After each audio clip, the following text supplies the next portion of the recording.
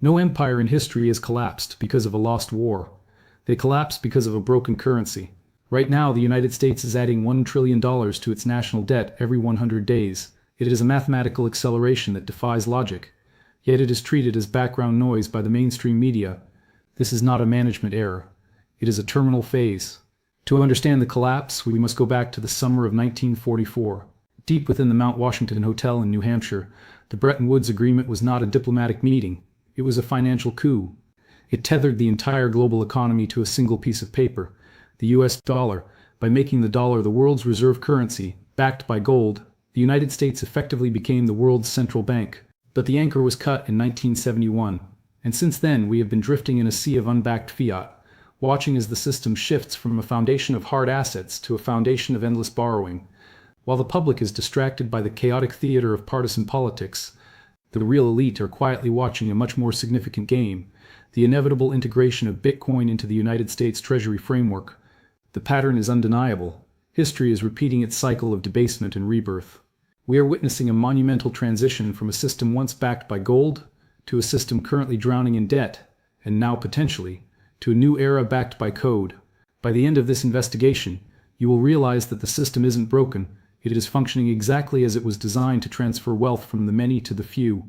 The only question that remains is whether you are standing on the right side of that transfer. In 1944, as the world burned in the final stages of the Second World War, the architectural blueprints for a new global power structure were drafted at the Mount Washington Hotel. This was the genesis of the Bretton Woods system, the moment the United States officially ceased being just a nation and became the world's central bank. The logic was deceptively simple but devastatingly effective. The US dollar was pegged to gold at a fixed rate of $35 per ounce. Every other currency in the civilized world was then pegged to the dollar. This created what historians call the golden age of stability, a period where exchange rates were predictable and international trade flourished under a singular golden shadow. But one must ask, why did the rest of the world willingly surrender their monetary sovereignty? The answer lies in the vaults of Fort Knox. At the conclusion of the war, the United States held approximately 80% of the world's gold reserves. The dollar was not merely a piece of paper, it was a gold certificate, a physical promise that any central bank could exchange their greenbacks for shiny yellow bars at any time. This arrangement transformed the dollar into the primary reserve currency, the conduit through which all global energy and labor flowed. This was the true foundation of the American century. It was a hegemony built not just on the industrial might of Detroit or the manufacturing prowess of the Rust Belt, but on the world's absolute, unwavering trust in the dollar as a proxy for gold. By controlling the anchor of the global financial ship, the United States ensured that no matter who was winning the trade war, they were the ones who owned the sea. Yet every anchor has a chain, and by the late 1960s, that chain began to strain under the weight of a debt that gold could no longer cover. On August 15, 1971, President Richard Nixon addressed the nation in a televised broadcast that would effectively end the most stable monetary era in human history. He did not merely suspend the convertibility of the dollar into gold. He systematically executed the old world order to birth a new, unanchored reality. This event, known as the Nixon Shock, was the ultimate betrayal of the Bretton Woods promise. Overnight, the United States dollar transitioned from a gold-backed certificate to a pure fiat currency, money by decree, sustained only by the full faith and credit of a government that had already begun to spend beyond its means. This was not a temporary measure to stabilize the economy, but a permanent structural shift that removed the physical handcuffs of gold from the Treasury's wrists. Without the requirement to hold physical reserves for every dollar in circulation, the government gained the unchecked power to print money to fund escalating wars and massive social programs. For the American citizen, this was the moment the hidden tax of inflation became a permanent feature of life. When you detach money from a scarce physical commodity, you make it infinite, and when money is infinite, its value tends toward zero. Since that Sunday evening in 1971, the dollar has lost over 90% of its purchasing power. Your savings were not lost in a market crash, they were diluted by design. This structural infidelity created a system where the only way to maintain the illusion of prosperity was through the aggressive expansion of debt. The era of sound money was replaced by an era of financial engineering, where the elite grew wealthy by being closest to the printing press, while the average worker's wages stagnated against the rising tide of living costs. The trap was set, and the world was now forced to play a game where the rules could be changed at the whim of the dealer. The transition into the post-1971 era required a new mechanism to maintain global demand for a dollar that no longer possessed a golden heart. The solution was the petrodollar, a strategic agreement that ensured oil, the lifeblood of the industrial world, was priced exclusively in US dollars. This forced every nation to hoard greenbacks, creating a massive artificial market for treasury bonds. However, this shift turned the American economy into a vehicle powered entirely by the expansion of credit. In this fiat landscape, debt is not a burden to be cleared. It is the essential fuel of the entire engine. The system has reached a state of mathematical paralysis. If the government stops borrowing, the liquidity dries up and the global economy collapses into a deflationary spiral. If they continue to borrow at the current exponential rate, the currency itself eventually dies under the weight of hyper-debasement. To understand why this continues, one must grasp the cold logic of the financial elite. In the halls of high finance, debt is viewed as a high-yield asset. It is someone else's liability and a permanent stream of interest income. For the elite, the expansion of the debt ceiling is the expansion of their wealth frontier. For the average American, however, this same debt is an invisible prison, manifested as the rising cost of housing, education, and basic survival. The staggering reality of $34 trillion in national debt is not a management error or a result of fiscal incompetence. It is the inevitable, terminal conclusion of a system that abandoned physical reality for mathematical abstraction. We are currently witnessing the end of a 50-year experiment in which the world's superpower attempted to outrun the laws of economics. The game is approaching its final move, where the debt can no longer be serviced, only restructured or replaced. In the smoldering ruins of the 2008 Great Financial Crisis, as central banks initiated the largest wealth transfer in history through taxpayer-funded bailouts, a silent counteroffensive was launched. Bitcoin was not merely a technological experiment. It was born in the ashes of systemic failure as a direct mathematical challenge to the monopoly of central banking. It emerged as the first viable alternative for those who saw the writing on the wall. A system that survives only by diluting the labor of its citizens is a system in its twilight. To understand its role, one must view it through the lens of history. If gold was the ancient anchor that stabilized empires for millennia, Bitcoin is the digital anchor, designed for an age of information. Both share a singular foundational trait that fiat currency lacks: absolute scarcity that no politician, regardless of their agenda, can print into oblivion.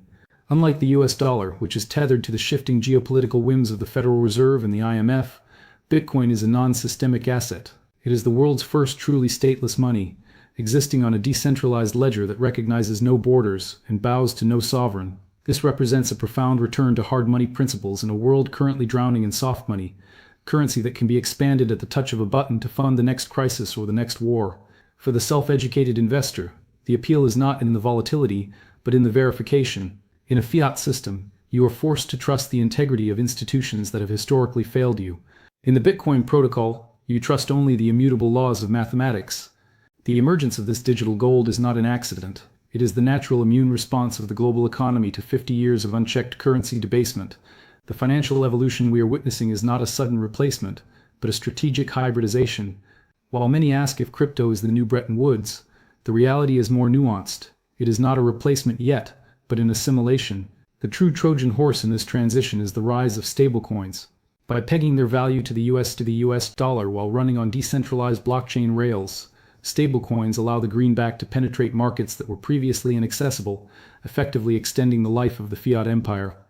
This creates a vital bridge where the legacy system tames the volatility of crypto while simultaneously using its superior technology to increase global demand for digital dollars. It is a brilliant, albeit desperate attempt to modernize a 1944 architecture for a 2026 reality. The pattern here is hauntingly familiar to anyone who studies monetary history. Just as gold was once used at Bretton Woods to provide the initial legitimacy for the US dollar, Bitcoin and digital assets are now being positioned to provide a digital floor for a failing fiat system. By integrating these scarce digital assets into the collateral pool of the banking system, the architects of the new economy are attempting to backstop the infinite expansion of debt with a finite digital resource. This hybridization serves a dual purpose. It offers the illusion of hard money security to skeptical investors, while allowing the debt-based machine to continue functioning for a few more cycles. We are not moving toward a total collapse of the dollar, but toward a Bretton Woods 2.0, where the anchor is no longer a bar of metal in a vault, but a cryptographic proof on a ledger. The system is evolving to survive, and in doing so it is quietly turning its greatest enemy into its most valuable asset. The secret plan often discussed in elite circles is not a revolutionary attempt to dismantle the Federal Reserve, but rather a cold, calculated strategic evolution toward a dual asset system. The logic is simple. The current debt-based model is overheating, and the system needs a pressure valve to prevent total social combustion. By embracing Bitcoin and digital assets, the administration isn't surrendering to the anti-establishment crowd. They are using crypto as a speculative sponge. This asset class is designed to absorb the massive waves of excess liquidity, the trillions in printed fiat, that would otherwise flood the real economy and cause a catastrophic spike in the cost of basic living essentials like food and energy. By keeping the inflation trapped in digital tickers, the system buys itself time. Furthermore, the strategic push for a national Bitcoin reserve is not an admission that the dollar is dead, but a sophisticated hedge against the country's own staggering liabilities. It is the ultimate insurance policy. If the dollar continues its inevitable slide, the Treasury's holding of a finite, high-performing digital asset provides a sovereign balance sheet that can offset the decay of the fiat currency. This is the ultimate adaptation of the American empire, co-opting the very anti-system asset designed to destroy it and transforming it into a structural support beam for the system. The elites are not fighting the future. They are underwriting it. They have realized that in a world of infinite debt, the only way to save the dollar is to back it with something the government cannot touch, manipulate, or print. The plan is not to change the game, but to change the collateral, so that the game can continue for another century. The cold reality of history is that when a currency loses its anchor, the transition to the next system is never peaceful for those who remain unprepared. We are currently standing at the precipice of such a transition, where the old mechanics of power are being rewritten in real time. In 1944, the world was anchored by gold. In 1971, that anchor shifted to oil and the exponential expansion of debt. By 2026, the anchor will be the ledger, a transparent, immutable, and digital foundation that no government can dilute. The system is not waiting for you to catch up, nor is it designed to protect your interests. It is evolving to ensure its own survival. There are no simple solutions or guaranteed safety nets in this cycle. History teaches us that during these tectonic shifts, those who understand the underlying patterns are the ones who survive, while those who continue to trust the mainstream headlines end up paying for the transition with their own wealth. You are not witnessing a crisis of management, but a crisis of mathematics. The structure of the global economy is changing, and the window to recognize the new rules is closing. The math does not care about your politics.